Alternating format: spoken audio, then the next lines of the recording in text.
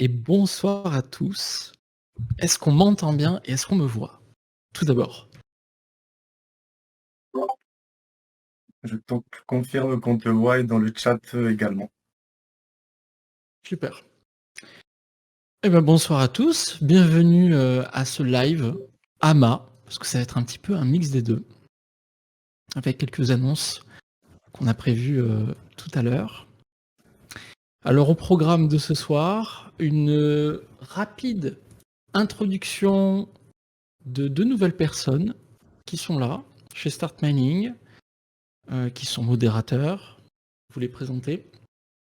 Et puis par la suite, on va répondre un petit peu au passé et au futur. Alors, qu'est-ce qu'a été l'année 2023 et quelles sont les perspectives pour l'année 2024? On va vraiment faire un petit tour d'horizon pour reprendre un petit peu le fil. Parce qu'il y en a qui sont arrivés justement en 2024, ils aimeraient bien savoir comment c'était en 2023. Et pour ceux qui sont arrivés en 2023, peut-être qu'ils n'avaient pas l'occasion de se connecter tous les jours et ils aimeraient bien savoir quelles sont les perspectives pour l'avenir. Donc on va vraiment faire un petit tour d'horizon sur la question. Et on va enchaîner évidemment avec l'AMA, puisque c'est important. Il y a beaucoup d'entre vous qui ont posé des questions très pertinentes qu'on a écrit. J'ai d'ailleurs sous les yeux un script complet des réponses à accorder aux questions de certains d'entre vous. Un script rédigé par Nance ici présent, mais comme on se veut transparent et parfois un peu dans l'improvisation, on ne va pas se contenter de lire un script, on va surtout euh, répondre à vos questions. Donc d'abord aux questions qui ont été préparées en amont. Et évidemment, je suis sûr que lorsque je vais présenter 2023 et 2024, vous allez avoir plein de questions qui vont venir à l'esprit. Alors vous inquiétez pas, on va également essayer d'y répondre avec Thibaut, CTO, je le rappelle, de Start Mining, ici présent, et directeur général. C'est aussi important de le souligner. Évidemment, notre ami Helmut est présent ce soir. Je pense que vous êtes tous au courant qu'il y a, alors aux nouvelles d'il y a 2 jours, on sait qu'il y avait un dino incroyable à gagner. Helmut a en sa possession un Dinovox mineur, équipé d'un Bitcoin florissant. Alors, pour la petite anecdote, avant de démarrer, Helmut sait que je suis un long parleur. J'aime faire de longs récits. Je suis sûr qu'il est en train de conduire sa voiture et qu'il est mort de rire parce qu'il ne s'attendait pas à ce que je parle de lui. Mais voilà, c'est fait, Helmut. Et ce Dinovox mineur et donc va être tiré au sort ce soir. Donc l'un d'entre vous va pouvoir le gagner. Et puis, comme si ce n'était pas suffisant d'avoir un Dinovox incroyable à gagner, ben il s'avère qu'il y a moins d'une heure, alors qu'on était tous dans un hyper focus mental en préparation de ce soir, je reçois un WhatsApp me disant ben Helmut va également faire gagner 10 000 Satoshi. Quel personnage incroyable. Bon, j'en ai assez dit. Évidemment, après cela, on va terminer la soirée par une annonce. Je vais rapidement présenter Nance et Vincent, qui ont un grand sourire. Peut-être Nance, comme tu as déjà pris la parole, tu pourrais commencer à te présenter. Et suivi de Vincent, on veut tout savoir de vous. Qui vous êtes, d'où vous venez, pourquoi vous êtes là. Allez, ça marche. Donc je vais essayer d'être concis, hein, on va faire ça assez rapidement. Donc mon aventure, elle a débuté en 2019. Donc c'est rigolo parce que c'est aux côtés de Vincent qui est ici présent. C'est grâce à lui que j'ai pu découvrir cet écosystème qui m'a très vite passionné. Donc rapidement, j'ai pu m'intéresser au mining de Bitcoin et j'ai pu participer au consensus via l'achat de mon premier ASIC en 2020. Donc fier de cette participation, cette passion, elle s'est transformée en rêve d'entreprise commerciale à l'époque, donc qui serait dédié à la vente et l'éducation de produits de minage. Et ce projet, au fur et à mesure de ma découverte de l'écosystème, il a voulu se transformer en une DAO. Donc c'était Mining DAO Network à l'époque. Voilà, je sais que certains d'entre vous ont pu nous soutenir pendant cette aventure et je vous en remercie. Donc elle aussi était dédiée du coup au mining, mais les soucis légaux, on va dire un petit peu liés à l'Europe, etc., pour ce type d'architecture, l'ont emporté en 2023. Donc nous, c'est pas grave, puisque ça nous a permis en parallèle d'approfondir nos connaissances via un passage chez Alira. Donc on a pu ensuite enchaîner avec une formation en marketing digital pour construire la première communauté autour de notre projet. Et donc, au cours de ces années, j'ai pu rencontrer Seimi. Donc, au départ, en recherche de partenaires, puis de fil en aiguille et coup du destin, jusqu'à notre intégration avec Vincent chez Start Mining, donc depuis janvier. Donc voilà, pour cette collaboration, nous on est là pour aider à donner vie aux rêves et aux valeurs de Start Mining, aux côtés de vous, la communauté, en prenant un petit peu l'aspect community builder et un petit peu le relais au marketing pour soutenir les équipes déjà présentes. Voilà, j'espère que c'était pas très long et je viens de terminer. Merci pour votre écoute.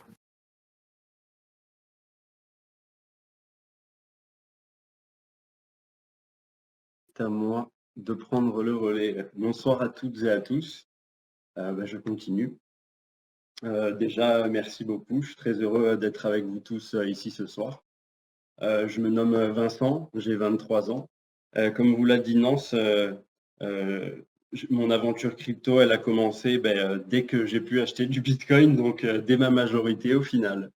Et au début, j'étais quand même plutôt tourné sur un aspect investissement pour au final changer complètement de route et vouloir créer un projet blockchain. Comme Nance, j'ai fait la formation consultant blockchain et au final, en cours de route, il m'a fait la proposition de rejoindre la création d'une DAO dans le mining. Comme il a pu vous le dire, ça s'est pas forcément très bien passé au niveau de l'aspect légal, malheureusement.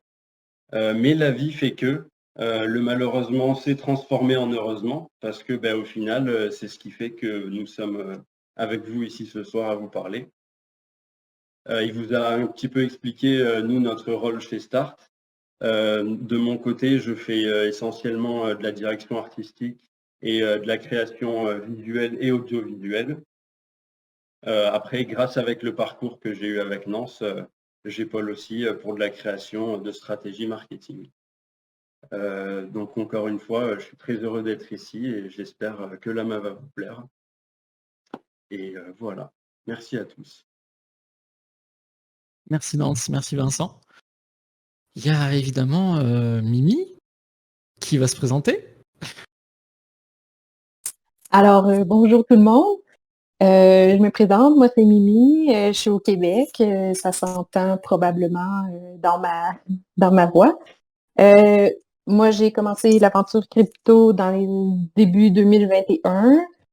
Puis à un moment, je me suis intéressée au mining de Bitcoin, mais c'était complètement irréaliste pour quelqu'un comme moi toute seule chez elle. Donc, quand Start Mining a fait un premier AMA avec Dinovox, j'ai embarqué, j'ai acheté mon premier Start en mars l'année dernière, donc ça fait 1 an. Puis on a rejoint l'équipe Chronos et moi après l'AMA qu'il y a eu dans le Discord ici à l'automne, je crois. Donc depuis ce temps-là, on anime, puis on essaie de répondre de la bonne humeur, puis de répondre aux questions et de garder les couloirs la nuit, vu nos fuseaux différents là, pour chasser les intrus. Alors voilà.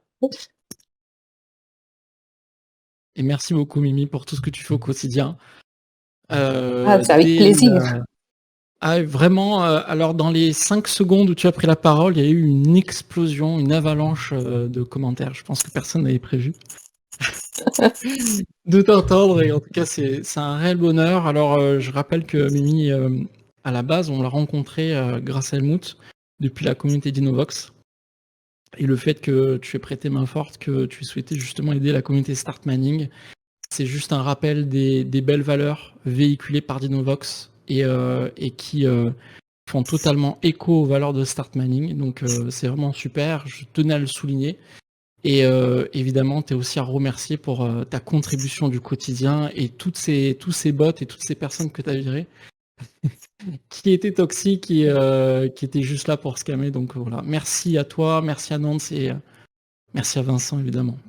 Merci à vous, bonne Nama. C'est rigolo d'entendre Nana de la part d'une Canadienne. J'avais jamais expérimenté. Alors, donc voilà, on a fait un petit tour de table très rapide. On va pas se présenter avec Thibaut, je pense que vous me connaissez déjà. Et tout de suite, je vais vous parler très brièvement de 2023. Alors, 2023, pour ceux qui nous ont suivis depuis le départ, ça a été un lancement au CES de Las Vegas. Donc le token Start était déjà en développement depuis 2 ans. Ça a demandé beaucoup de réflexion, beaucoup d'analyses juridiques, réglementaires et fiscales. On reste en France, donc ça a été assez long. Et puis à un moment donné, on a été repéré par des acteurs francophones du département 83 Var qui ont souhaité tout simplement que l'on participe au CES à Las Vegas en 2023 pour présenter le Start. Et c'est exactement ce qui s'est produit, ce qui nous a offert un certain rayonnement, mais surtout et plus important encore, ce qui nous a permis d'avoir énormément de feedback du monde de la tech.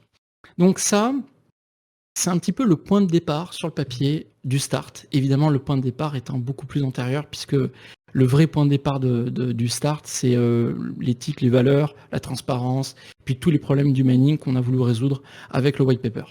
Le white paper est arrivé par la suite. Alors, by the way, je profite pour dire qu'on s'attendait absolument pas au succès assez fulgurant quand même du Start en février 2023, puisqu'on avait quand même 70-80% du supply qui avait été sold out assez rapidement, alors que nous, on s'attendait pas à ça.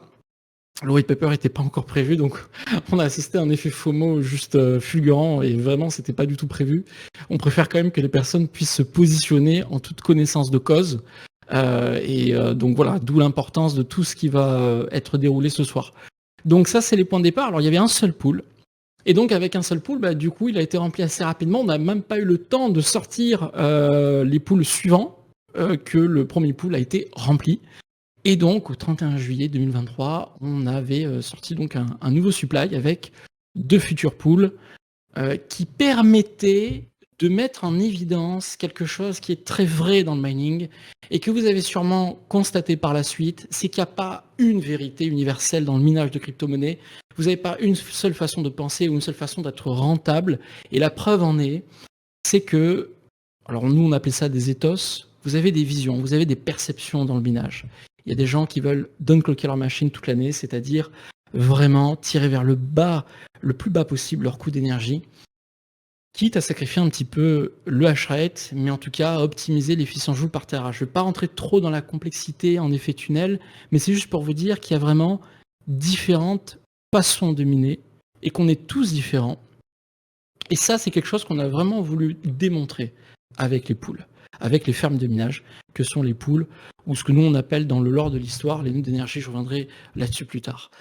Et en fait, le 31 juillet, ce qui est intéressant, c'est que on a sorti 2 pools différents. Un pool qui fait appel à l'éthos cryogénie, ce qui était le cas du premier, Origin, avec cette vision sur du long terme, cette vision presque bear market finalement, avec une très bonne efficience joule par terahash, et puis de l'autre côté, un ethos ignis. Là on est dans le feu, on est dans l'ADA un petit peu volcanique, parce que ça montre une autre réalité, celle des mineurs finalement qui croient fortement au bull market et qui, au détriment de peut-être la consommation d'énergie et de l'efficience des machines, vont vraiment privilégier la puissance brute, le hash rate, tout simplement. Ce que veulent ces personnes, c'est le maximum de hash rate par miner.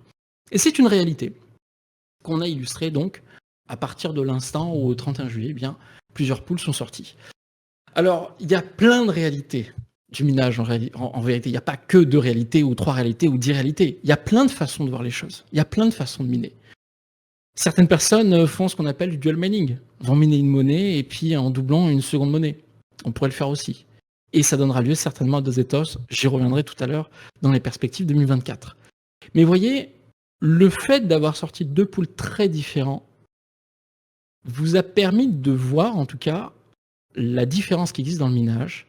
Et on s'est rendu compte, d'ailleurs, au cours de l'année, qu'il n'y avait pas consensus. La preuve en est, c'est que là, il y a 3 pools, et il y a eu un tassement jusqu'à ce que l'odeur du bull market fasse son apparition et qu'il y ait des déplacements, des migrations massives vers Genesis, qui s'est rempli.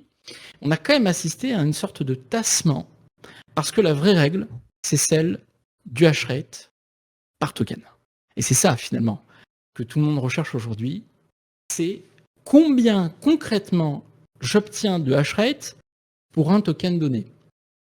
Plus tard, la question sera combien est-ce que j'ai d'efficience joule par terahash. J'y reviendrai également tout à l'heure. Et donc, on a vraiment vu avec ces 2 pools que concrètement, oui, vous faites partie de cet ensemble de mineurs qui ont des visions différentes, et c'est tant mieux. Ça prouve que la communauté est vraiment diversifiée. Et puis, on assistait également à l'apparition des skills. Alors, les skills, ça a pu surprendre certains d'entre vous. Pour revenir très rapidement sur cette notion de skill, qu'est-ce que c'est concrètement le skill? En fait, le skill, c'est vraiment que dans la vie réelle, quand vous vous adressez à un opérateur de minage, si vous pesez 1000 $, vous n'allez pas avoir les mêmes circonstances et le même rendement, si je puis dire, que quelqu'un qui débarque avec 1 million $. C'est deux mondes différents. Et en fait, la meilleure façon de représenter ces mondes, parce que concrètement, quelqu'un qui arrive avec 1 million $, bah oui, il aura un meilleur prix de l'énergie, il aura plus de miners, donc du coup, ça veut dire qu'à l'achat des miners, le prix sera plus bas, etc. La meilleure façon de le représenter, c'est justement d'avoir des pools qui ont des skills permettant à un start mining de dire, exactement comme si on était face à un client hors norme, de dire, bah, si on atteint un objectif de 50 slots remplis, donc de 50K $ de liquidité, bah, dans ces cas-là, on peut faire ci, on peut faire ça, on peut obtenir 6 mois de plus, ou 1 an de plus, ou 2 PTH en plus, etc. En fait, vous êtes vraiment, l'ensemble des stakers du start sont vraiment positionnés exactement au même niveau, si je puis dire, bah, de la réalité que des utilisateurs qui veulent miner, mais qui sont peut-être pas assez lourds ou pas assez forts financièrement pour être capables d'atteindre ce que des baleines peuvent faire. Et là, en fait, on est vraiment dans la définition du mining communautaire. Alors, on le ressent moins aujourd'hui parce que, comme vous le savez, on a décidé à un moment donné de libérer le hashrate totalement. Donc, aujourd'hui, on n'est pas forcément... peut-être qu'on ne le ressent pas pleinement parce que le halving arrive, et on avait pris cette décision en rapport avec le halving de libérer 100% du hashrate de tous les pools.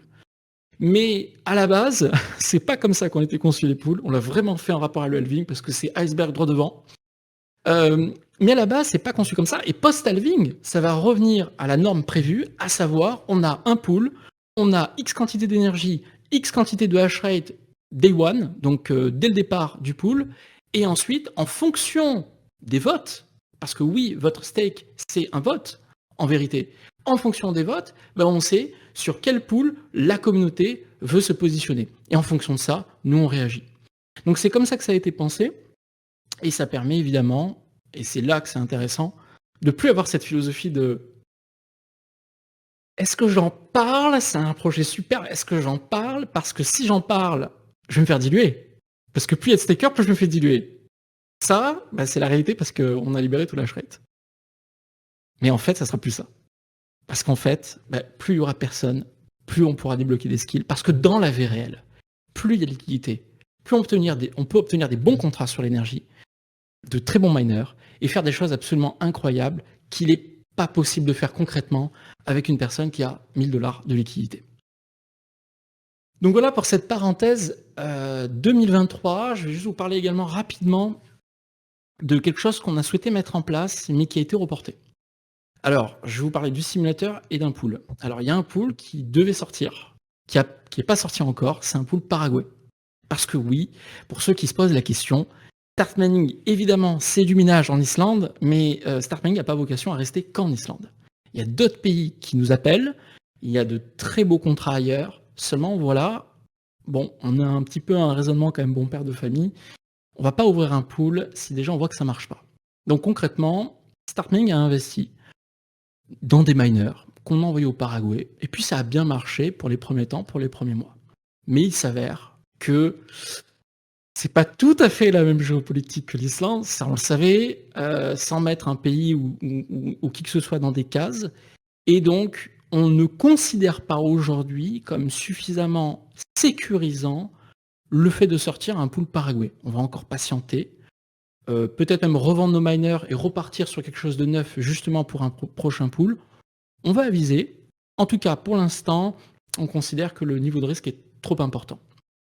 On pourrait considérer que chacun est libre, chaque staker, chaque starter est libre de s'exposer à sa guise en fonction du niveau de risque qu'il va évaluer, Paraguay, Islande ou un autre pays. On pourrait aussi considérer dans l'avenir mettre des indices de sécurité, donc des notes, basé sur de vraies data qu'on communiquerait de manière tout à fait transparente pour que chacun, de manière très libre, puisse prendre sa décision en disant « Ok, je connais le niveau de risque du Paraguay, c'est quand même plus rentable que l'Islande, donc j'y vais. » Seulement, voilà, le projet n'a pas encore la maturité à notre sens, ni le design UI/UX pour permettre ce niveau d'information à cette échelle. Donc, mettre des indices de sécurité, des notes, pourquoi pas, on pense le faire, mais pas pour tout de suite. Le projet a besoin de mûrir et on doit avoir des fondamentaux solides et une bonne éducation communautaire sur les enjeux du mining et leurs risques pour permettre la sortie de pools qui peut-être sont pas tout à fait safe comme on le voudrait. Ensuite, concernant le simulateur, ça fait maintenant 1 an qu'il est en cours de développement. Alors, il y a une raison qui est toute simple à cela. On n'a pas du tout voulu faire uniquement un comparateur. Là, le comparateur qui est en ligne, il est à 25% de ce qu'on veut faire. Et encore, je suis très gentil. Le simulateur qui doit sortir, c'est pas juste comparer les pools entre eux. Le simulateur qui doit sortir, c'est d'être capable de démontrer à l'instant où je veux mint mon start, est-ce que c'est plus intéressant d'acheter du Bitcoin? Ni plus ni moins. Le but du jeu, c'est de comprendre de manière très factuelle et pragmatique, est-ce que c'est rentable? Est-ce que c'est intéressant? Et si ça l'est, dans quel pool ça l'est? Et d'ailleurs, quel est le pool ou l'ethos qui correspond à ma vision du minage où j'ai envie d'aller justement staker mes starts? Donc ça, c'est des questions qui n'existent pas. Aujourd'hui, dans un simulateur de mining, vous n'avez pas cette possibilité de vraiment faire ces comparaisons. Et là, on est vraiment en train de le faire et je vous montrerai un petit extrait tout à l'heure de ce qui a été développé et de ce qui est en cours de développement. Vous allez comprendre qu'on revient de loin parce que c'est des datas qu'il faut agréger, qu'il faut être capable de démontrer et surtout en faisant en sorte que la data ne soit pas trompeuse. Parce qu'une data peut mettre en erreur si on ne sait pas la lire. Or, nous, ce qu'on veut, c'est que, et c'est pour ça qu'on a fait très peu de marketing et qu'il y a encore des tokens en supply disponibles, ce que l'on veut, c'est que tout un chacun vienne demain mint son start en sachant pourquoi il le fait et en sachant à peu près combien ça va lui rapporter. Je dis à peu près parce qu'il y a des aléas qui sont complètement en dehors de notre portée et c'est évident. Le marché, le cours de la difficulté, c'est des aléas qui sont des réalités et personne ne peut lutter contre le marché. Donc celui qui a le mot final, in fine, c'est le marché. Ce ne sera pas start mining, c'est le marché qui a le dernier mot. Mais on peut essayer de s'adapter autant que faire se peut au marché. Voilà à peu près rapide résumé de 2023 et je vais enchaîner maintenant sur les perspectives de 2024. Peut-être, je ne sais pas si Thibaut, tu avais quelque chose en particulier à ajouter ou si je pars sur les perspectives.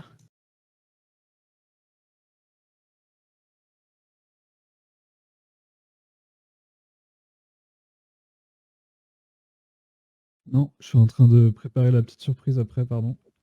Surprise de fin de live. Je te laisse continuer. Ça marche. Pas de souci, merci Thibaut. Ok.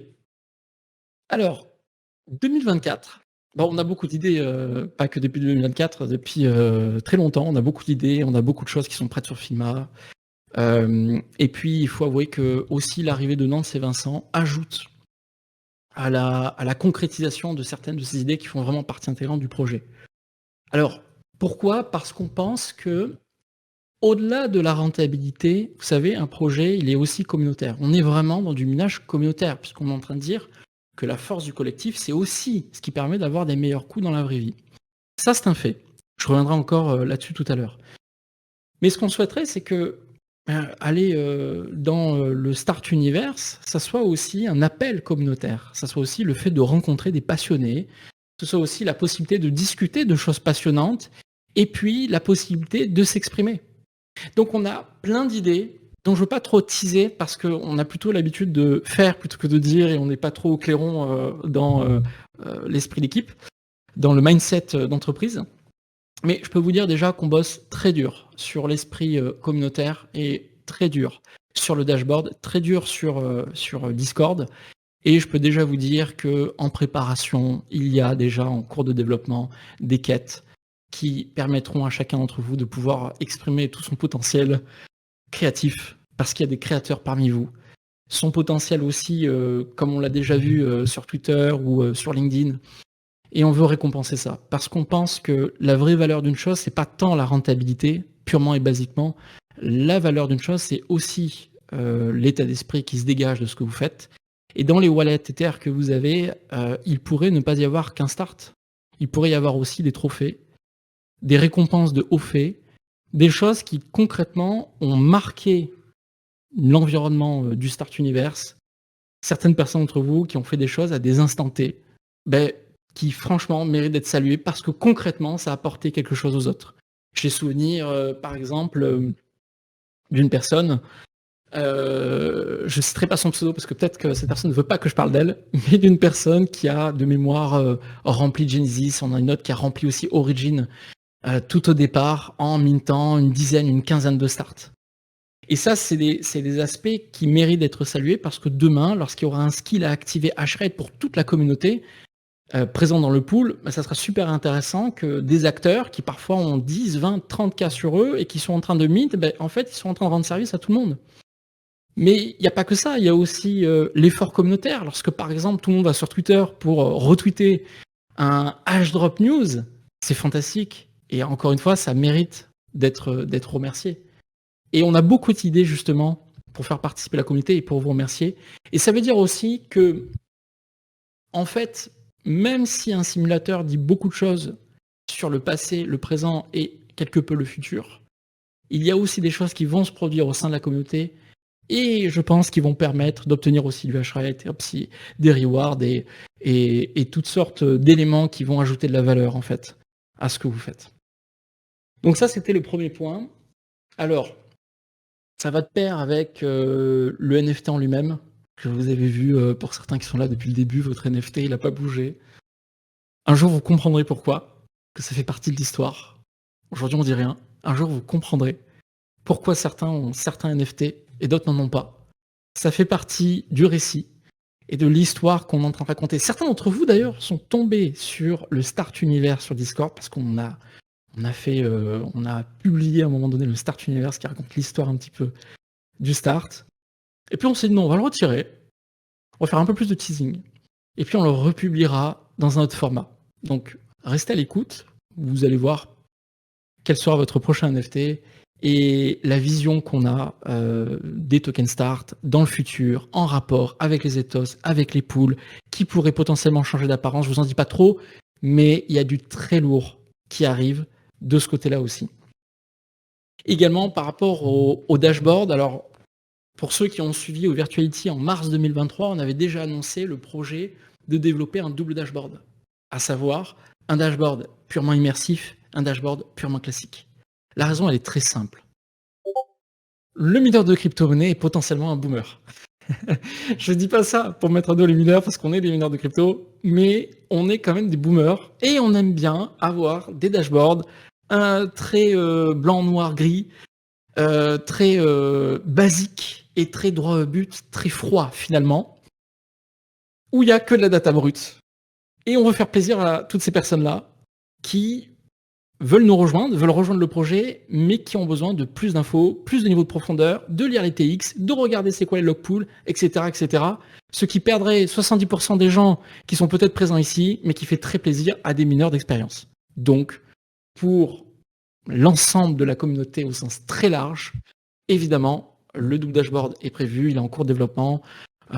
Sachez que c'est prévu pour 2024, ça va certainement arriver en 2024.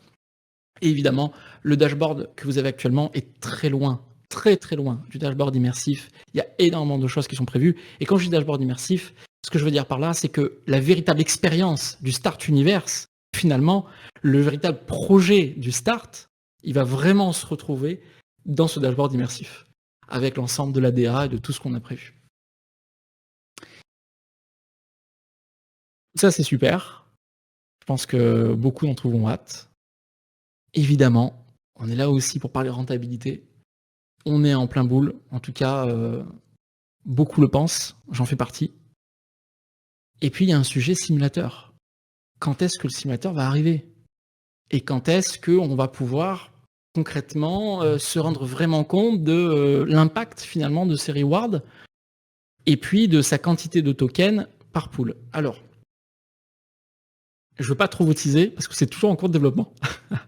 Donc, je vais pas vous décevoir ce soir, c'est toujours en développement. Mais par contre, j'ai prévu de vous montrer pourquoi. Je vais vous partager mon écran.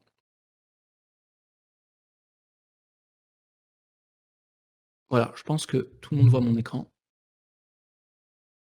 Pour vous dire très concrètement, le simulateur est globalement prêt depuis de longs mois, en vérité. Ce qui est complexe, c'est évidemment le UX, parce qu'il faut l'intégrer au dashboard. Mais ce qui est complexe aussi, c'est d'éviter la donnée trompeuse. D'avoir vraiment une information qui soit fiable au moment où on la lit, et donc d'être capable de lire à la fois le passé et d'estimer le futur, l'avenir. Et donc on a fait les deux. On a fait les deux avec une lecture du passé et une lecture du futur, qui ressemble d'ailleurs à ce que vous avez en matrice dans le white paper. Pour comprendre comment ça marche, en fait, alors on a différents niveaux ici de réflexion avec différents ASIC. Et en fait, on s'aperçoit, alors ici vous avez en barre rouge, ici vous avez le buy and hold de Bitcoin à l'instant T, et vous avez ceux qui minent à l'instant T aussi. Puis on se rend compte qu'à un moment donné, il y a un croisement. Mais en fait, la donnée ici, elle pourrait être trompeuse, parce qu'en fait, ce qu'on va pointer pour que ça marche, c'est que le jour J, à l'instant du juillet 2022, au cours de juillet 2022, il y en a qui vont acheter, il y en a qui vont miner. Mais c'était peut-être pas le moment d'acheter des machines. Pourquoi ? Parce qu'on va considérer ce qu'on appelle le hash price. Et le hash price, c'est à combien, très concrètement, je paye mon hash rate versus le price de Bitcoin. Et c'est ça qui change tout. Et en fonction, en fin de compte, des périodicités qu'on va pointer, donc là, on a pointé cette périodicité parce que c'est la date de sortie du Whiteminer M50S. Mais si je mets un canal à 12, 46, 90 terahash, par exemple, ben on va voir tout simplement que le minage va complètement surperformer le buy and hold de Bitcoin. Donc en fait, on est obligé de tenir compte de l'entrée, du point d'entrée d'achat, de faire une lecture sur le passé qui soit assez intéressante, parce que si je mets qu'un an, bah en fait, ça ne veut rien dire. Pourquoi ? Parce qu'en un an, j'ai pas du tout amorti mon matériel. Donc en fait, il me faut plus d'un an pour commencer à ROI mon matériel. Donc en fait, mais ceux qui ne le savent pas et qui ne le comprennent pas vont peut-être tirer des conclusions trop hâtives. Donc on va remettre une lecture sur 2 ans, 3 ans, 4 ans, pour essayer de comprendre à quel point c'est rentable. On peut jouer aussi avec les prix d'énergie, avec les pourcentages de mining fees. Ce que vous voyez là, vraiment n'existe pas. Enfin, on ne connaît pas de simulateur capable d'aller aussi loin, vraiment dans la réflexion, et de comparer les cours entre eux. Et puis on a le start. Et le start, pour le simuler, on a fait quelque chose de très simple. On met l'énergie à 0, parce que c'est ça le start aujourd'hui. Et puis on va prendre l'équivalent d'un Bitmain S9, 13.5 terahash. Donc pour ceux qui ont 13.5 terahash aujourd'hui dans les pools, c'est le cas parce que le fait de hedge, c'est-à-dire de backer le coût de l'énergie à l'avance, fait que mécaniquement ça descend le hash rate, mais par contre ça met l'EC à 0. Et donc ça crée un système de survie en cas de halving, en cas de bear market, etc. Et là, ce qui est intéressant de voir, c'est qu'un start à 13 terahash, c'est exactement comme miner avec un S9, mais sans payer l'énergie, donc avec une résilience à 100%. Concrètement, ça veut dire ici qu'on est à peu près à 4,11% par an.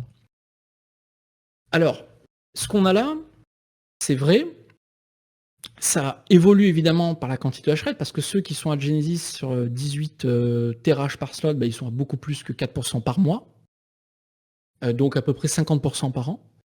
Donc ça, c'est pour ceux qui sont sur North Pool. Alors, j'ai pas les chiffres en tête North Pool, mais on est à peu près dans ces eaux-là. Et ceux qui sont sur Genesis, ils doivent être, j'imagine, à 5 ou 6% par mois. Cette matrice-là, elle est là pour montrer la réalité à chaque fois qu'on vient la chercher. La réalité future. C'est-à-dire qu'ici, on a vraiment la difficulté et puis le cours. Et ça veut dire que quel que soit où va taper la difficulté ou le cours, en fait, le positionnement va être différent. C'est un petit peu l'esprit de ce qu'on a mis dans le white paper. Vous avez cette matrice-là. Alors, disclaimer oblige, il faut se rappeler toujours que ce que vous avez sous les yeux, ça ne provient pas du rendement du start. Attention, je le rappelle, le start ne génère pas de reward. Ce sont les pools qui génèrent du reward. Et quand vous avez un pool qui a une poche de 6 PTH ou 5 PTH, bah, si vous avez une personne qui arrive, bah, elle aura les 5 ou 6 PTH. Parce que c'est ça le start, je vous le rappelle, c'est un droit au contrat de service de start mining. C'est un droit que vous invoquez au moment de staker le start, vous invoquez votre droit à obtenir du hash rate. Et le fonctionnement, il est très simple. C'est un fonctionnement en mini-bitcoin finalement qu'on a fait. Il y a X quantité de reward, et plus vous êtes nombreux, plus les parts du camembert, bah, ça me nuise. Jusqu'à un maximum supply, qui est le total des slots par pool. Je pense que cette séquence sur YouTube va être réécoutée très largement. Je ne sais pas pourquoi. Donc, disclaimer, j'enfonce le truc. Le start ne génère pas de rendement. Ce sont les pools. C'est très important. Parce que si vous unstackez votre start, il ne se passe rien, tout simplement. Donc, ça provient vraiment des pools. Et donc, ça veut dire aussi, en perspective 2024, et ça, c'est prévu déjà depuis un petit moment, mais il faut favoriser le UX et faire que tout le monde comprenne. On aura des matrices qui seront adossées à chaque pool. Donc en fait, on va avoir un pool de minage, et puis en dessous, on aura la matrice qui est associée au pool, tout simplement. Et là, on va vraiment comprendre que, bah oui, il y a des pools peut-être à 3% par mois, d'autres à 2% par mois, d'autres à 8% par mois. Mais là encore, ça ne veut pas tout dire. Pourquoi ? Bah parce que même si je vous dis 20% par mois, c'est super, mais si le pool il dure que 3 mois, bah ça ne sert pas à grand chose. Donc, vous voyez, l'information, pour être, on va dire, bien lisible et digne de confiance, si je puis dire, il faut qu'elle soit comparée à d'autres niveaux d'information. Parce qu'on ne peut pas tirer des conclusions uniquement sur une matrice, on doit aussi analyser avec un comparateur des pools, concrètement, combien de temps le pool va durer, qu'est-ce qui se passe lorsque l'autodynamique est enclenchée, etc. Et en fait, c'est complexe parce que c'est le minage et que vous êtes en plein dedans. Et on s'évertue à travailler très dur pour simplifier le plus possible la complexité du mining et toutes les variables dont il faut tenir compte à une échelle industrielle pour que le mining soit évidemment le plus rentable possible et pour le plus grand nombre. Donc voilà ce sujet. Je pense sincèrement pas trop m'avancer si je vous dis que on en a encore pour quelques semaines de développement, mais voilà, bon, je vais dire quelques mois, pas trop m'avancer, mais on touche au but pour la sortie du simulateur. Il y a certainement d'ailleurs que le simulateur va sortir en étapes, puisque ce que vous n'avez pas vu là, mais qui est également en réflexion, c'est concrètement combien vaut un start actuellement. Donc ça, c'est une question qui est délicate parce qu'elle est dépendante du marché, du cours et de la rentabilité de la moyenne de l'ensemble des pools. Donc là, il y a une formule mathématique assez facile finalement à mettre en place. On l'a mis en place avec des disclaimers dans tous les sens. Mais pour vous montrer concrètement, et ça fera partie de l'une des réponses que j'apporterai aux questions AMA, votre start a de la valeur. C'est indéniable. Ça sera encore plus vrai au moment du sold out. Donc il faut tenir compte aussi, lorsqu'on analyse ces questions, de la valeur résiduelle, si je puis dire, du start. Je pense avoir fait globalement le tour des perspectives. Nance, je crois que tu as un mot, ou peut-être Thibaut, si tu veux intervenir. Après quoi, Nance prendra rapidement la parole.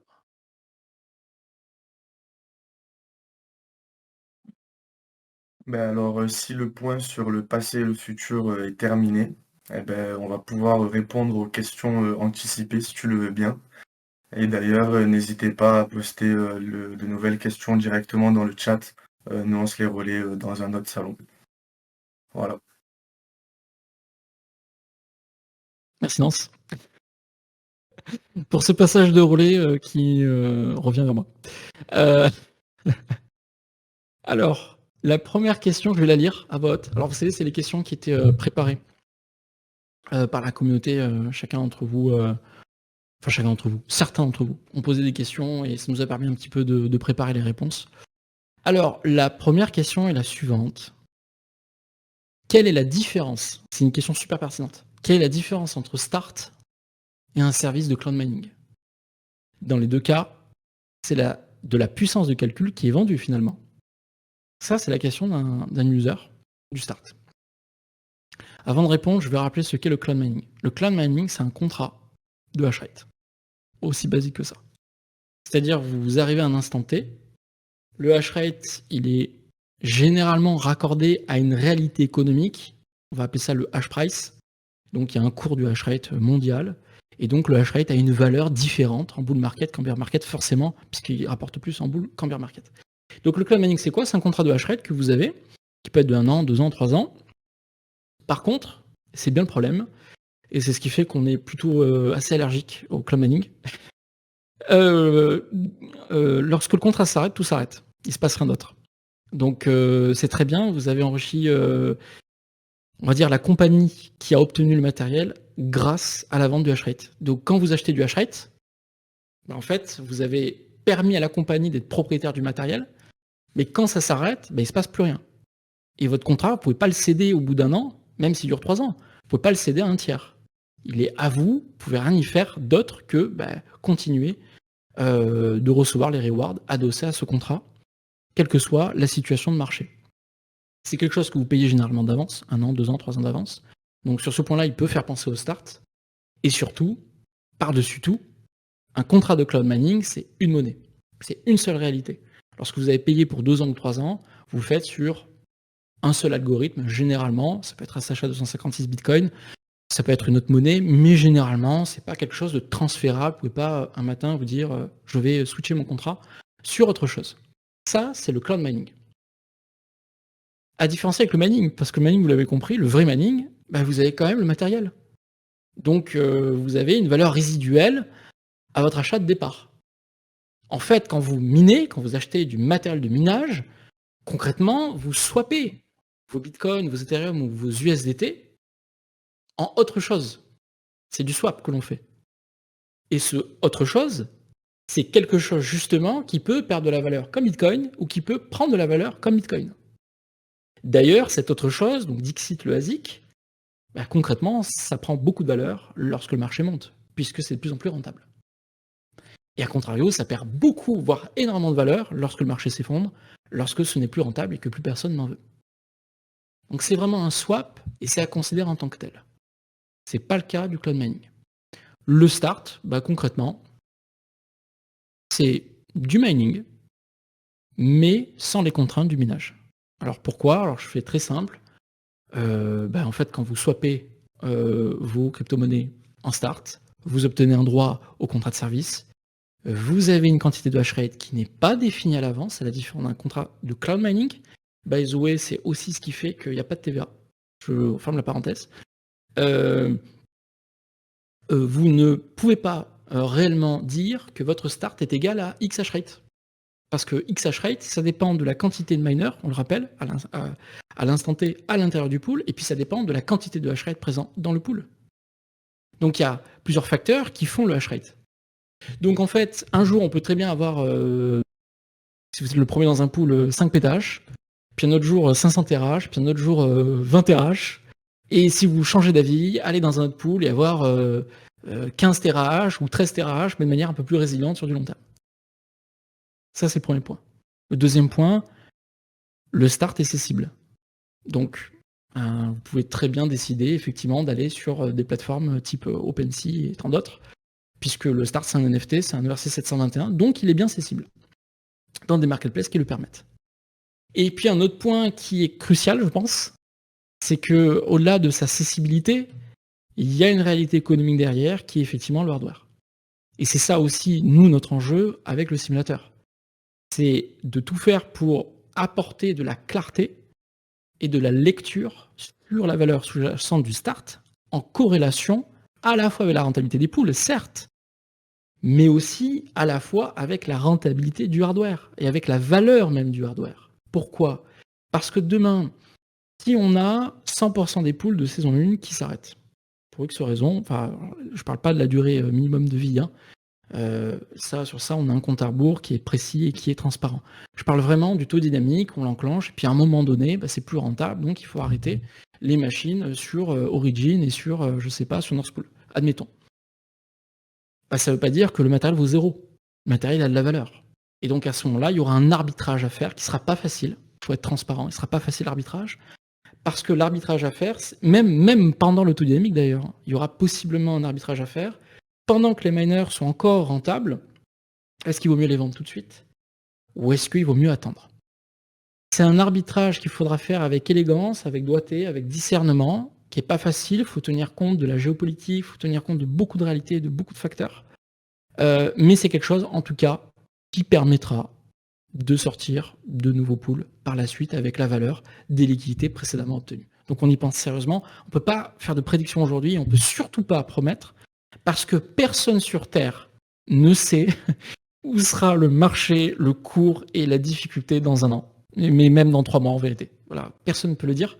Donc on ne peut vraiment pas s'avancer, mais on peut en tout cas vous garantir que la target, elle est là. C'est vraiment l'objectif parce que c'est quelque chose qu'on fait de manière assez courante dans le minage traditionnel. On a des clients qui parfois veulent vendre des machines, on en a qui veulent acheter des machines, et des fois on les fait se croiser, et puis il y en a un qui achète l'autre. Donc il y a un gros marketplace en Islande. Donc voilà, il y a des réalités qui font que ça reste possible, et ça fait partie de la trajectoire.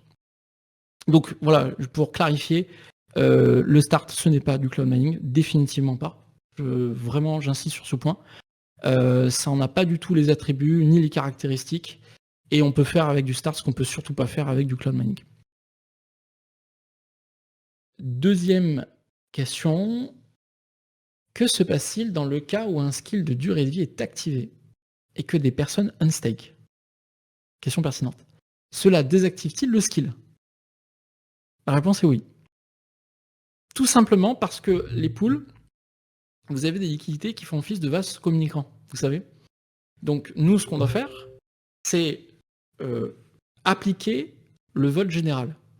Si le vote général, c'est de dire que Genesis, on doit être très nombreux, et Genesis, on veut toute l'autonomie, et puis on veut tout le hash rate, du coup, c'est exactement ce qu'on va faire. Et on va geler la liquidité pour Genesis. Mais il est évident, parce que sinon ça serait un Ponzi, donc ça ne peut pas marcher, il est évident qu'on ne peut absolument pas déverrouiller tous les skills et toutes les possibilités si vous n'êtes pas assez nombreux. Et si quelqu'un décide d'unstake, je sais pas, sans start par exemple, de Genesis pour aller sur Origin, il ne peut pas réussir avec la même liquidité à activer tous les skills des deux pools. Ça ne peut pas fonctionner. Ce n'est pas viable, économiquement parlant. Et c'est la raison pour laquelle, dès le début, on a donné des noms, enfin des titres plutôt, aux skills. Vous avez les skills passifs, vous avez les skills actifs. Concrètement, ça veut dire quoi? Un skill passif, c'est une caractéristique propre au pool. Ou alors, c'est une caractéristique qu'on va débloquer, mais qui ensuite va rester pour toujours. Donc vous avez l'énergie green, vous avez l'autonomie de départ, vous avez le hash rate de départ, et vous avez portal. Portal, ça veut dire qu'on autorise dans ce pool tous les précédents ZID tokens à venir staker. Une fois que ça s'est débloqué, ça reste débloqué. Donc on appelle ça des skills passifs. Et puis vous avez des skills actifs. Et les skills actifs, c'est justement les skills qu'on va venir aller chercher pour l'autonomie ou pour le hash rate. Et ces skills-là, justement, ce sont des skills de vote qui font que nous, on va bloquer la liquidité pour tel ou tel pool en fonction des votes et en fonction des choix. Il est évident que si la communauté décide de quitter un pool pour migrer vers un autre pool, nous, on adapte la liquidité comme un flux migratoire de liquidité, puisqu'on va geler la liquidité non plus pour North Pool, par exemple, mais pour Origin ou pour Genesis. Et ça permet vraiment au système d'être parfaitement viable. On va certainement améliorer les noms passifs actifs, parce qu'on a vu qu'il y avait parfois quelques confusions au niveau des noms, des titres, etc. Donc on va améliorer ça. D'ailleurs, on travaille très dur aussi sur le visuel UX des skills pour que ça soit vraiment le plus clair possible, parce que je rappelle que les skills, c'est vraiment des possibilités économiques qu'on accorde à la communauté simplement par la quantité. Voilà, donc ça vous met au même pied d'égalité qu'un gros industriel. Toujours sur les skills, on va mettre en place aussi un timer, c'est super important, pour dire qu'à un moment donné, ça va être figé. On ne pourra pas éternellement passer de l'un à l'autre au niveau des poules. Il y a un moment donné où effectivement, on va figer le vote, où on va figer les skills, et à un moment donné, ils ne pourront plus être désactivés. Alors, c'est un timer qui est également prévu au dashboard. Voilà, donc c'est quelque chose qui va arriver incessamment sous peu. Et nous, comptablement, ça nous permet aussi de dire et d'affirmer sur le bilan comptable, ben voilà, cette liquidité, 150K, 200K, ben c'est prévu pour ce pool, pour cette réalité, en Islande, pour ces racks, pour ces PDU, de machines. Voilà, donc on va vraiment geler ces liquidités pour ça, et on sait que du coup, puisque le pool va durer 2 ans ou 3 ans, eh bien nous avons un bien constaté d'avance et un bénéfice et une charge constatée d'avance sur 2 ans, sur 3 ans. Vous voyez, il y a de vrais sujets pour nous en interne aussi d'amortissement, etc., comptable, qui doit coller toujours avec la réalité. Donc à un moment donné, évidemment, on va filer les fiches et figer, pardon, les skills, je vais y arriver, et figer ce que vous avez au niveau des pools. Autre question, serait-il possible d'avoir plus d'informations d'ordre technique et financier sur les aspects industriels du minage, comme par exemple le coût du kilowattheure lors du passage en taux dynamique, dans le but de connaître le seuil de rentabilité des pools, notamment pour le prochain bear market? Eh bien, c'est une très bonne question. C'est justement le but aussi du simulateur, parce qu'aujourd'hui, les choix ils se font uniquement pour répondre à une seule variable, la quantité de hash rate par token. Aujourd'hui, il n'y a que ça qui compte, en vérité. C'est combien j'ai de hash par token. Mais la durée de vie, c'est aussi important, il faut en tenir compte. Et du coup, il faut un simulateur qui sache le montrer. Mais ce dont il faut tenir compte aussi, c'est que si vous avez un ethos Ignis overclock et puis un ethos cryogénique downclock, bah c'est bel et bien aussi parce que en overclockant, vous êtes moins résilient sur un marché baissier, puisque l'efficience joule par terahash, elle va être proche de 30 pour ceux qui connaissent, alors que 28-30, on va dire, ça dépend des poules, alors que sur cryogénie, on va être plutôt autour de 23-25 joules par terahash. Donc ça veut dire que l'efficience de North Pool et d'origine sont telles que ces deux pools ont la meilleure résilience post-halving. Je le dis clairement. Une fois le taux dynamique activé. Du coup, c'est très malin que Genesis ait 24 mois. C'est très malin. Parce que Genesis a moins de résilience que les autres pools, puisque l'efficience joule par terahash n'est pas forcément la meilleure. Vous voyez? Donc, aujourd'hui, on regarde tous le hash rate par token, la durée de vie. Mais quand on va passer en taux dynamique, je rappelle juste c'est quoi le taux dynamique pour ceux qui découvrent. Le taux dynamique, ça veut dire qu'il y a un pourcentage, une variable qui est inscrite dans le code et qui va permettre tout simplement aux mineurs de payer leur coût de production. Alors comment un mineur paye son coût de production? C'est très simple.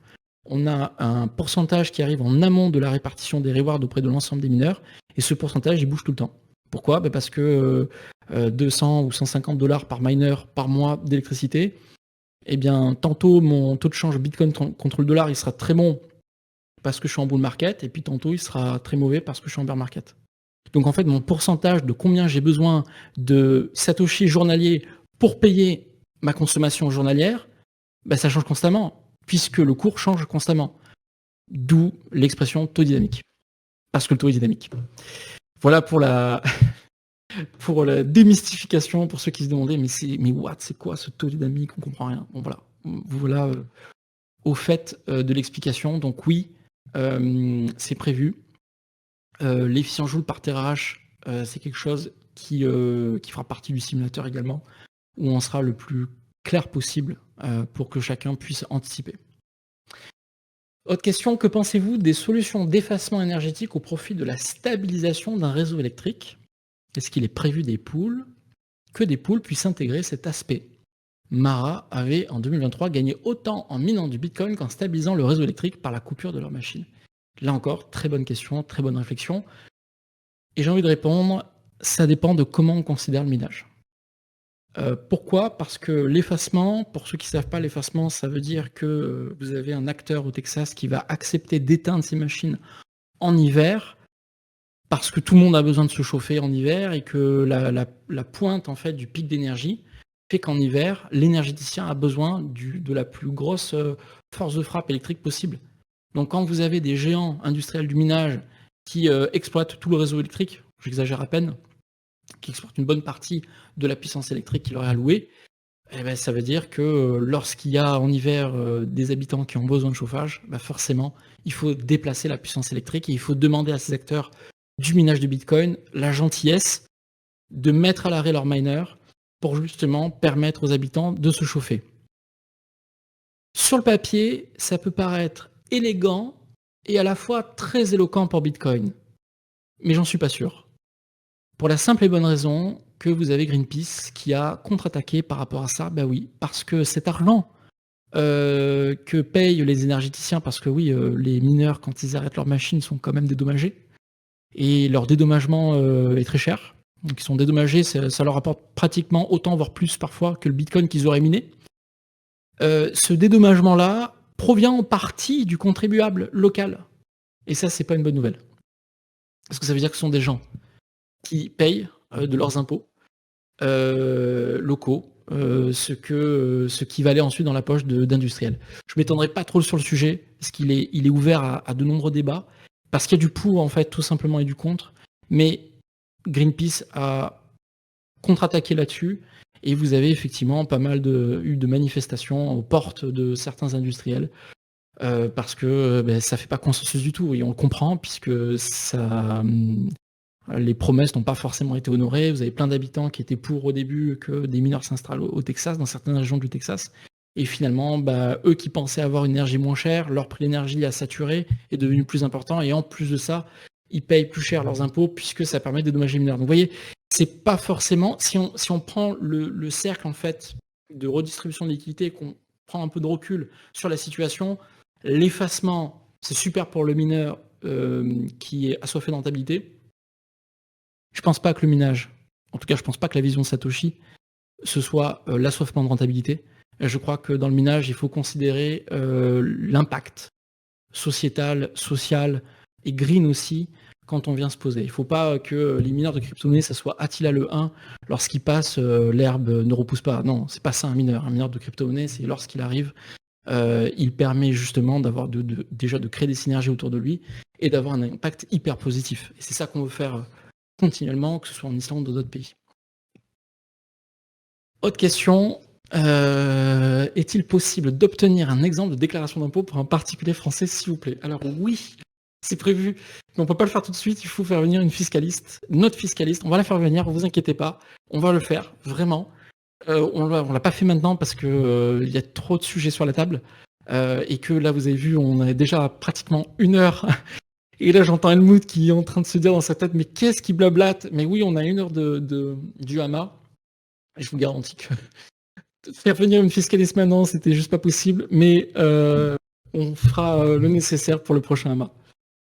Que deviennent les ASIC en fin de vie? Y a-t-il un recyclage de ces machines? J'ai répondu tout à l'heure. Ça va dépendre du marché à l'instant T, mais évidemment que c'est dans le sens des choses, que si on peut vendre à un moment donné le hardware et refaire des pools de minage toujours dans la même saison que les miners qui ont été vendus, refaire un pool de 1 ou 2 ou 3 pools de saison 1 avec la liquidité obtenue par la vente du hardware, on le fera évidemment, même si on est en saison 2, même si on est saison 5, on le fera.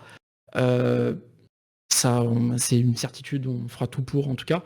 Mais ça veut dire aussi que tout le monde ne pourra pas y rentrer forcément, puisqu'il y aura moins de slots que les slots précédents. Donc à un moment donné, on pense à beaucoup d'idées.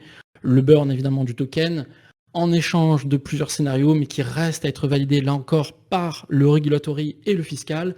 Mais il y a d'autres scénarios qui existent. On peut très bien imaginer burn son token et obtenir une réduction sur le prochain token. On peut très bien imaginer burn et obtenir des goodies dans un eShop Start Mining. On peut très bien imaginer plein de choses qui sont d'ailleurs en cours de développement, mais de développement plus juridique, parce que la tech, elle est plutôt facile là pour le coup, et l'UX, ça va être très simple. Là, c'est beaucoup plus du regulatory et du fiscal pour savoir, ok, concrètement, la contrepartie, c'est quoi? Et tout est une question de contrepartie.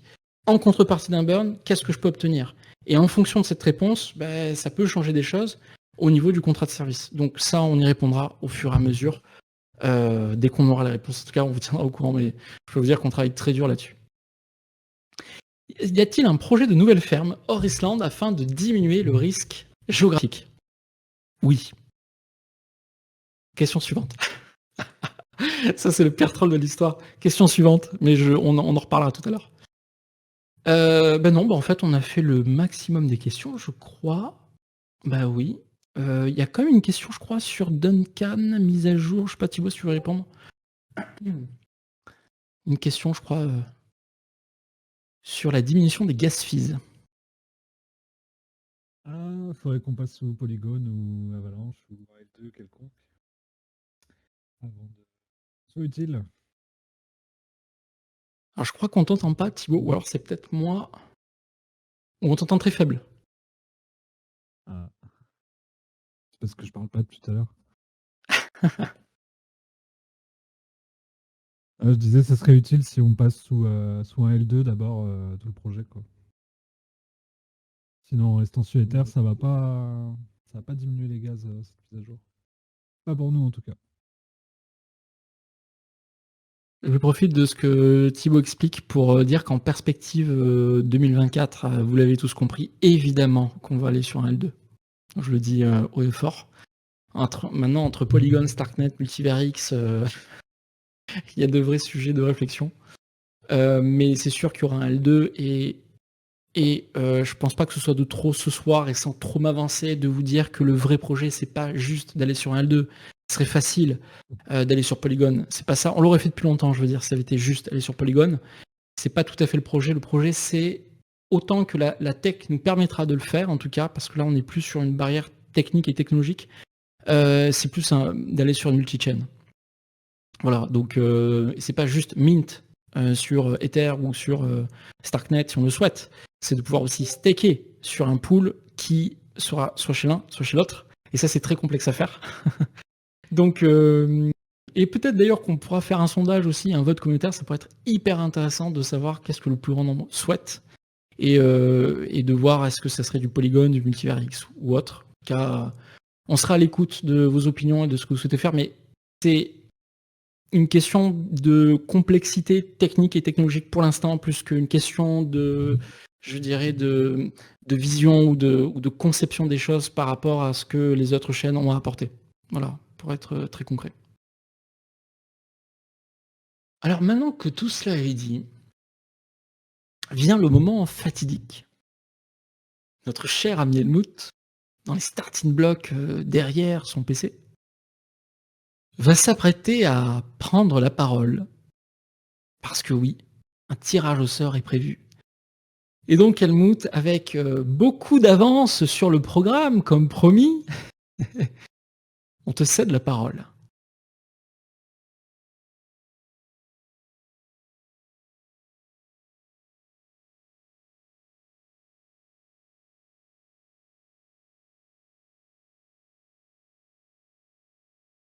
Et Graou Mining, qu'est-ce qu'il faut pas entendre hein, et écouter pendant plus de 1h07 désormais. Donc salut les amis, je vais faire court dans ce petit amas dans le amas, pas du tout. merci Saïmi, merci les amis, merci la commune, merci tout le monde. Blague à part, je vais faire court parce que c'est... Voilà, je ne vais pas m'étendre dans les grandes diagonales comme je le fais d'habitude, c'est pas le sujet.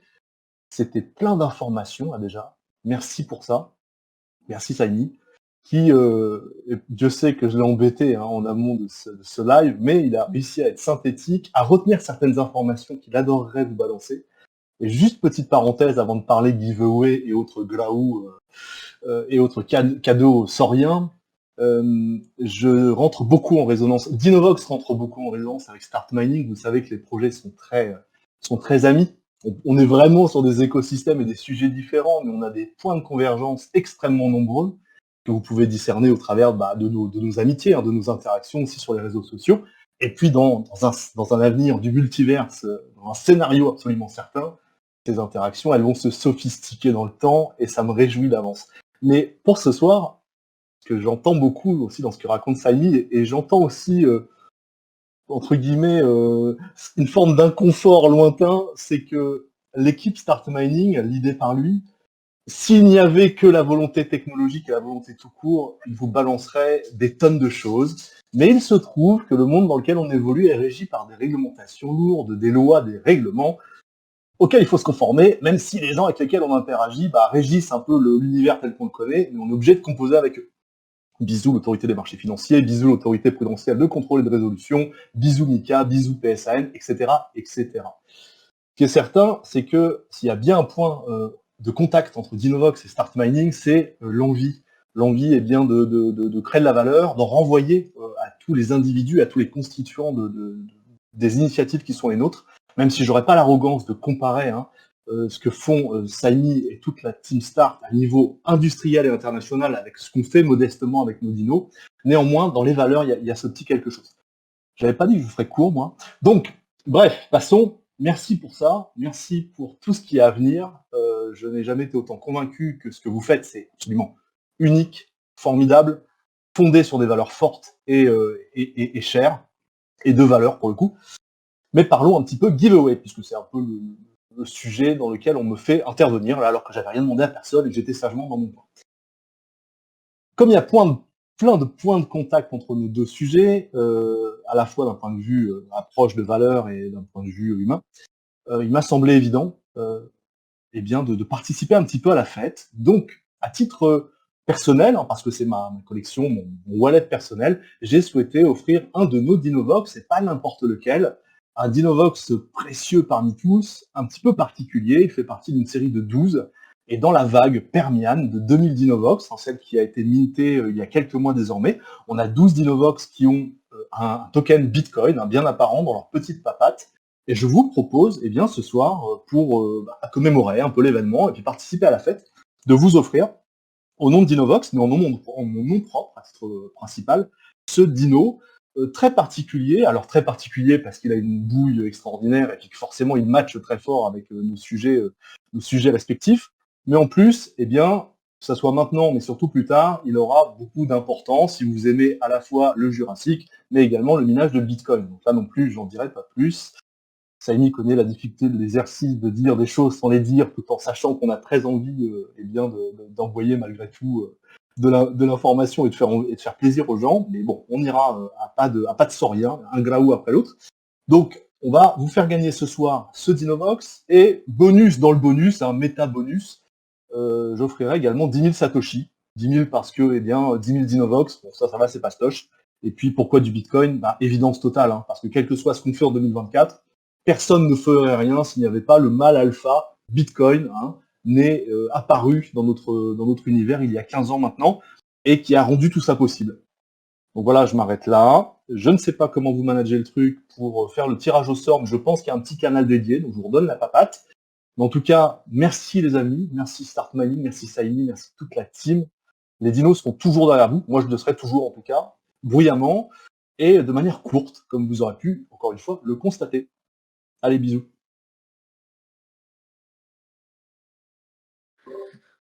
Officiellement, je reconnais que tu as fait court. Bravo. Ah, alors que toi, pas du tout. Ouais, je confirme. Il y avait trop de choses à dire. Bon, merci beaucoup Helmut, vraiment, sincèrement, d'être là aussi parmi nous. Et pour la durée de ce tirage au sort qui est en cours. Je vais y venir maintenant sur les sujets des annonces. Alors, au niveau des annonces qu'on aimerait vous faire, vous savez, nous le savons tous, le marché aujourd'hui du Bitcoin est allé peut-être même au-delà des espérances attendues avant le halving. Tout le monde s'attendait peut-être à un Bitcoin à 50 000 post-halving, 60 000, mais 60 000 dépassés avant halving, ça c'est quelque chose. Et peut-être que certains d'entre vous se sont demandé, mais une minute, si j'avais gardé mes bitcoins ou mes Ethereum au lieu de swapper en start, mon portefeuille aurait fait x2, ou peut-être x3. Et c'est une réflexion qu'on entend, qu'on comprend, et qui mérite réflexion, effectivement, qui mérite même qu'on y réponde, qu'on y réfléchisse et qu'on apporte une réponse concrète. Ça, c'est le premier point. Alors évidemment, pour y répondre, il faut analyser le minage sur plusieurs années, il faut imaginer la valeur sous-jacente du start, on en a parlé tout à l'heure, il faut prendre plusieurs variables pour répondre à cette question. est-ce que c'est plus intéressant vraiment d'acheter du Bitcoin ou de swapper en start? Et puis, vous savez que le pool premier Origin, au départ, il était prévu sur 4 ans, 48 mois. Puis il s'avère que, à un moment donné, beaucoup de starters ont quitté Origin pour aller sur nos pool, pour aller sur Genesis. Et c'est ce qui a fait que, eh bien, Origin, prévu à la base pour 48 mois de départ, la durée de vie, effectivement, a diminué au bénéfice des autres pools. Mais du coup, il y a quelque chose qui s'est passé. Et je vous avouerai que c'était pas forcément prévu, puisqu'on n'avait pas prédit que le Bitcoin irait si haut avant le halving. Et puis, personne ne peut prédire non plus les choix que la communauté va faire au niveau des pools. Il s'avère donc que 50% à peu près de la liquidité du start n'avait pas besoin d'être consommée, puisque le hardware, nous on l'avait investi au niveau de start mining avant même d'avoir la liquidité du start, comme vous le savez, puisque le hash rate était déjà présent avant que le supply ne soit mint, c'est le premier point. Et le deuxième point, c'est que quand vous avez 4 ans d'énergie d'avance, ce qui est notre cas, on avait 4 ans d'origine, donc 4 ans de liquidité d'avance. Du coup, tant qu'on est dans la première année, la deuxième année, la troisième année, la quatrième année, du coup, elle n'est pas consommée. Et quand on arrive en deuxième année de durée de vie d'un pool, pourvu que le pool dure 3 ans ou 4 ans, lorsqu'on arrive à la deuxième année de la durée de vie du pool, la troisième année, elle n'est pas consommée. Et la quatrième année, encore moins.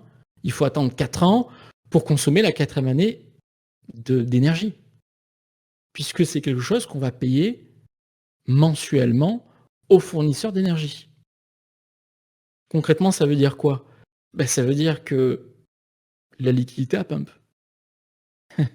Avec le cours de l'Ether, la liquidité en attente de réserve chez Start pour les années qui allaient suivre, à pump. Et là, on se dit, c'est super. On n'avait pas forcément prévu ça, parce que c'est une très bonne nouvelle. By the way, juste comme ça, au moins vous êtes informé de comment est-ce qu'on fonctionne. Lorsque vous mintez un Start en Ether, en USDT c'est facile, la valeur bouge pas. Mais en Ether, quand vous mintez un Start, en fait, nous on a 2 solutions. Et si le marché il baisse de ne serait-ce qu'1%, on va tout simplement swap le Start en USDT, puisque on a un contrat de service avec vous. Donc ce contrat, il faut l'assurer. Et lorsqu'on assure justement X durée de vie minimum, et en plus on l'écrit noir sur blanc, c'est qu'il y a vraiment X durée de vie minimum, et pas autre chose. Donc la liquidité, il faut l'avoir. Maintenant, donc ça c'est le plancher. C'est si le marché il part dans l'autre sens. Donc ça veut dire aussi que ceux qui arrivent avec un Ether à 1800$ ou à 2000$ ou à 2500$, ça veut dire que nous, on va, si le marché descend, pour ceux qui ont mint à 1800$, nous, on vend à 1780. Je donne un chiffre au hasard, mais c'est pour l'exemple. Celui qui arrive à 2500$, lorsqu'il a swap, du coup, il a donné moins d'Ether que celui qui est arrivé à 1800$, forcément, puisque c'est pas le même taux de change de l'Ether contre le start. Donc, ça veut dire que nous, si le cours il arrive en dessous de 2500$ l'Ether et qu'on a 100 stakers qui sont arrivés à swapper à ce moment-là à 2500$ l'Ether, ça veut bien dire qu'il faut que nous, on swap en USDT ou en dollars ou en euros, mais en tout cas en monnaie qui va nous permettre d'assurer nos contrats de maintenance. Dans le sens inverse, on va appliquer une logique de vente par palier. Le truc basique, vraiment. Et limite, je vais dire exemplaire, parce que c'est vraiment la stratégie à faire lorsqu'on est sur un marché comme le nôtre aujourd'hui, là, 2023-2024. C'est exactement ce qu'on a fait. Donc on a fait des ventes par palier, et en fait, 1800$, 2000$, 2500$, 3000$. Et aujourd'hui, on ne sait même pas où vraiment ça va aller, puisqu'on peut très bien être post-halving à 5000$, personne ne le sait. C'est très dur à dire. Alors il y en a très optimistes, et j'en fais partie, qui pensent qu'on va aller à 5000$ l'Ether au courant peut-être fin d'année 2024. On va voir comment ça va se passer. Mais c'est pour vous dire qu'en tout cas, en fait, on a une plus-value, tout simplement. Alors la plus-value, nous, on va payer évidemment de l'impôt parce que c'est comme ça que fonctionnent les choses en France. Et cela va de soi, c'est le jeu, il n'y a pas de problème avec ça. On va payer un impôt sur les plus-values, normal. Mais bon, on a fait quand même une sacrée plus-value sur la liquidité non consommée. plus-value que peut-être certains d'entre vous, vous auriez fait si vous n'avez pas swappé en start. C'est pourquoi, avec l'équipe, on a le plaisir de vous annoncer qu'on a tout simplement décidé de prendre une partie de la liquidité, une partie de la plus-value, et de la réinjecter naturellement dans l'e-pool. Exactement comme si vous n'avez pas eu à swapper sur un mauvais taux de change, un Bitcoin à 20 000 ou un Ether à 1500. Au contraire, en fait, on pense sincèrement qu'en swappant en fait, cette liquidité dont on n'avait pas besoin à la base, soit disant passant, hein, c'est des plus-values, de les swapper en nouveaux pools futurs, en fait, qu'est-ce que ça va faire? Ça va permettre un prolongement possiblement de la saison première, ou alors même si demain on devait sortir la saison 2, c'est pas grave parce que la liquidité de la première saison permet justement la sortie de nouveaux pools. Et je suis pas en train de dire la sortie de nouveaux pools avec un maximum de supply qui augmente, non, parce que là ça voudrait rien dire, puisque ça veut dire que c'est la liquidité des nouveaux arrivants qui permet le financement des futurs pools. Mais c'est pas ce qui arrive. Là on est vraiment en train de vous annoncer, et j'en suis très heureux, sincèrement, parce que ça fait vraiment partie de la vision de l'entreprise et de la vision qu'on a du mining. On va pas garder toutes ces plus-values pour nous, bien au contraire, on va les partager avec vous et on va le faire avec la sortie de nouveaux pools de mining qui vont arriver incessamment sous peu, qui vont faire que la saison 1 va encore avoir de beaux jours devant elle et qui va se faire sans augmentation du supply. Donc ça veut dire aussi que pour certains d'entre vous, vous allez pouvoir arriver dans de nouveaux pools qui sont tout simplement financés par la hausse du cours. Ces nouveaux pools vont permettre d'avoir beaucoup plus de hash rate, et ceux qui vont rester dans les premiers pools, ils vont avoir beaucoup plus de hash rate par ceux qui vont partir dans les nouveaux pools. Et on pense que c'est formidable de le faire dans ce sens-là. Et en fait, indirectement, ça répond aussi à une question économique importante. Est-ce que je fais bien de buy and hold Bitcoin en attendant que ça monte, ou de buy and hold avec du start en attendant que ça monte? J'ai envie de dire que je crois sincèrement qu'on est en train de répondre à cette question-là. C'était pas forcément le but premier, mais on se rend compte que en faisant quelque chose de simple et à notre portée, ça répond à cette question en fait naturellement, parce que en proposant d'autres pools de minage qui vont permettre d'obtenir beaucoup de hash rate, c'est exactement comme si vous aviez hold votre Bitcoin et profité du bénéfice de la plus-value. Et donc il n'y a pas de déception à avoir de ce côté-là. Et parce qu'une bonne nouvelle ne vient jamais seule, et qu'on est des gens quand même assez pragmatiques, j'ai le plaisir de vous annoncer que dans l'heure qui arrive, alors Thibaut m'a demandé de ne pas donner d'heure fixe, donc je ne vais pas donner d'heure fixe, j'ai le plaisir de vous annoncer qu'un nouveau pool arrive ce soir, que vous êtes les premiers à être informés, que personne d'autre n'est trop au courant. Aujourd'hui, j'ai l'émotion qui me monte parce que c'est un grand moment qu'on vit avec vous. La communauté, c'est vous, et on vous en remercie sincèrement d'être là avec nous depuis le début de l'histoire de Start Mining, de vous avoir fait confiance. On est en train de vous montrer à notre manière la confiance que vous avez vis-à-vis de nous. On vous en remercie sincèrement. Et ce soir, un nouveau pool arrive. Un pool qui possède 2 fois plus de hash rate par token, par slot que le pool Genesis. Un pool qui vient compléter Ignis. Vous aurez donc 2 pools dans Ignis comme 2 pools en cryogénie.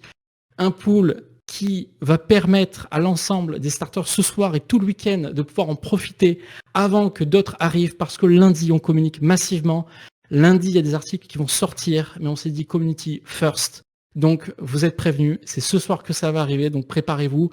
Faites gaffe, évidemment, aux gas fees parce qu'ils sont chers. Donc, choisissez bien votre heure. Surtout, c'est super important. Mais voilà, on est très heureux de vous l'annoncer. Et parce que de nouvelles ne viennent pas qu'avec de chez Start, on prévoit aussi la sortie d'un pool avec la techno en S21 pour la première saison. Donc, je vous annonce que oui, pour la saison 1 du Start, on est sur aujourd'hui. On est en débat avec Bitmain, il y a beaucoup de choses qui se passent parce que tout le monde est à l'affût des chipsets S21, mais je suis bien en train de vous dire que les ASIC les plus puissants du monde vont arriver dans la saison 1. Ce qui close une autre question importante, est-ce qu'on change de saison comme on change de techno? La réponse est non. Dans la saison 1, on aura un autre pool qui arrivera.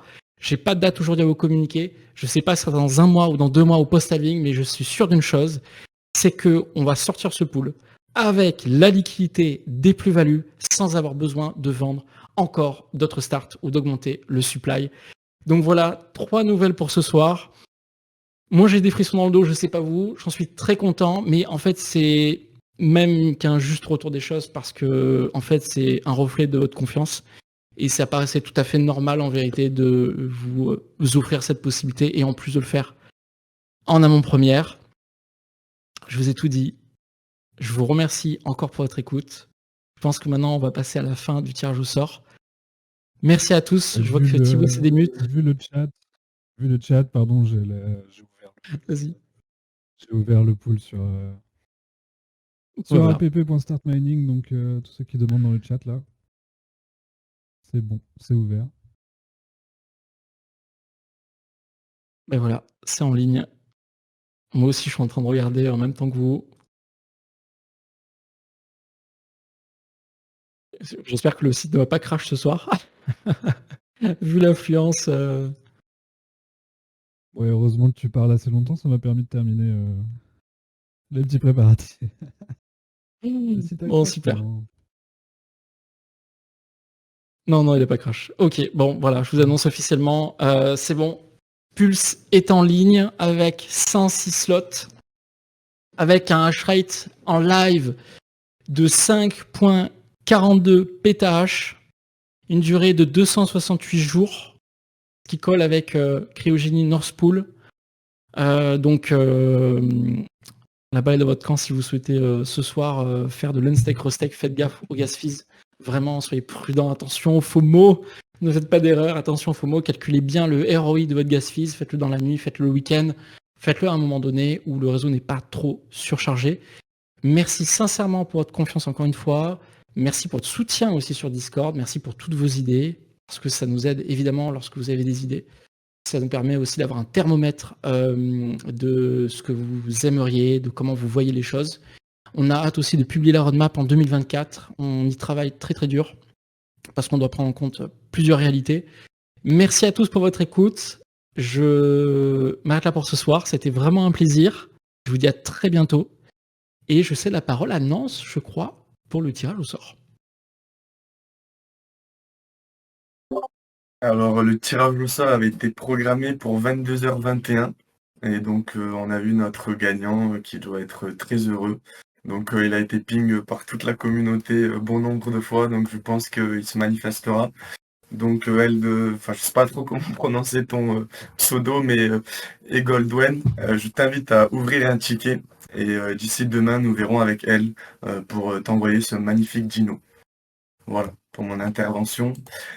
Pendant que j'ai la parole, je rajouterai qu'on a raté quelques questions en live. Donc peut-être y répondre demain dans un channel dédié, à moins que tu veux continuer ce soir. Mais bon, je sais qu'on a un petit peu dépassé l'horaire et qu'il se fait tard. Donc je te laisse prendre cette décision. On va y répondre demain, je pense. J'ai vu effectivement les 2-3 questions, mais j'avais décidé que c'était peut-être pas le moment d'y répondre parce que l'heure courait et le chrono m'affiche 1h24.